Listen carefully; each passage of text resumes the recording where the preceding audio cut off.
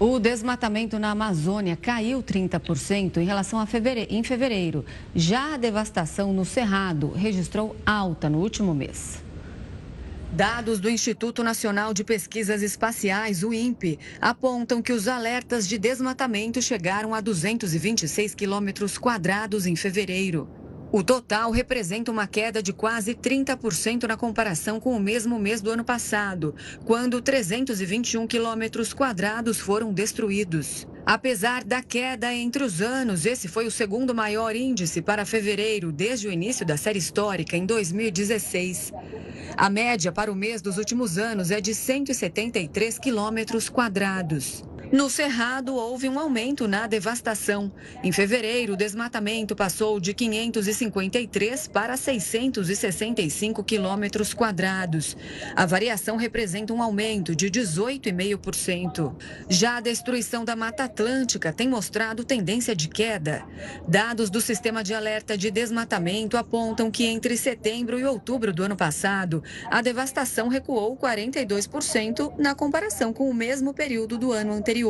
14 dos 15 estados que compõem o bioma apresentaram queda no desmatamento. Apenas o Rio de Janeiro manteve o mesmo índice de 29 hectares destruídos. A maior redução veio do Rio Grande do Sul, onde a devastação passou de 324 hectares para 78 hectares, uma queda de 76%.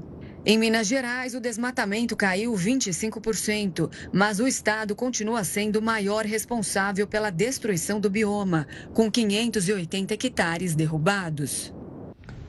Quem vai nos explicar mais sobre o desmatamento da Mata Atlântica é a engenheira sanitarista e ambiental Kelly Boscato Pereira, conselheira da Associação Brasileira de Engenharia Sanitária e Ambiental do Rio Grande do Sul. Boa noite, Kelly. Obrigado pela participação aqui conosco. Eu queria primeiro, tentar entender se o número apresentado sobre o desmatamento na Mata Atlântica é de fato para comemorar ou, na verdade, a gente tem que se atentar porque os números ainda são altos e, como a gente sempre fala, né, a gente tem que diminuir muito porque já destruiu demais, né? Boa noite. Realmente, os números eles falam por si, né? Mas atualmente acredito que é uma conquista. Atualmente nós tivemos um aumento no número de fiscalização, né, juntamente com o apoio do Ministério Público. Então, eu acredito que é uma comemoração e acredito que será crescente agora o aumento, né, do número de desmatamento no Brasil. O Brasil ele possui um compromisso de zerar esse desmatamento até 2030, né?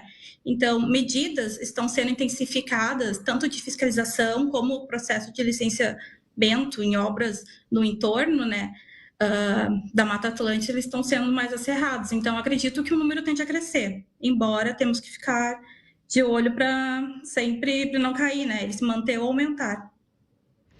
Kelly, além do aumento da fiscalização, o que mais pode ser feito para não deixar que esse desmatamento aconteça? E já emendando outra pergunta, você acredita que se a gente for nesse ritmo, que a gente vê nesse ritmo de queda de desmatamento na região, a gente pode conseguir atingir a meta de zerar até 2030? Eu acredito, é um pouco difícil assim a gente falar, porque a Mata Atlântica, ela é uma área de extensão muito grande, né? Então, precisaria de uma intensificação de recursos humanos apropriados, né? Treinados para a execução daquela atividade e também um aumento na intensificação de ações de conscientização da sociedade, né? De atividades ilegais no meio ambiente e para a população. Muitas vezes, por falta de conhecimento, são realizadas atividades legais dentro da Mata Atlântica, isso acaba ocasionando também dentro da contagem do número de desmatamento. Então, além da fiscalização, eu acredito que a conscientização da população também. Kelly, a gente ouve e fala muito sobre desmatamento, mas pouco se fala, ou pouco se dá destaque ao reflorestamento e recuperação das áreas destruídas. Nesse ponto, a gente tem aumentado, tem diminuído, está aquém do que poderia fazer, porque além, obviamente, de diminuir o desmatamento, é importante trazer a Mata Atlântica ou recuperar parte dessa Mata Atlântica que já foi destruída?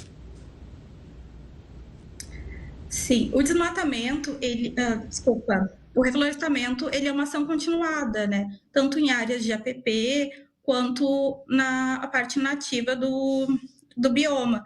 Então, são números crescentes que eles vão entrando dentro desse aumento do desmatamento, né? E eles têm que ficar sendo monitorados para poder ter uma evolução. Mas isso é um trabalho que é feito de maneira contínua dentro do bioma e fora dele também, né? Uma prática sustentável para a recomposição desse bioma e de outros também.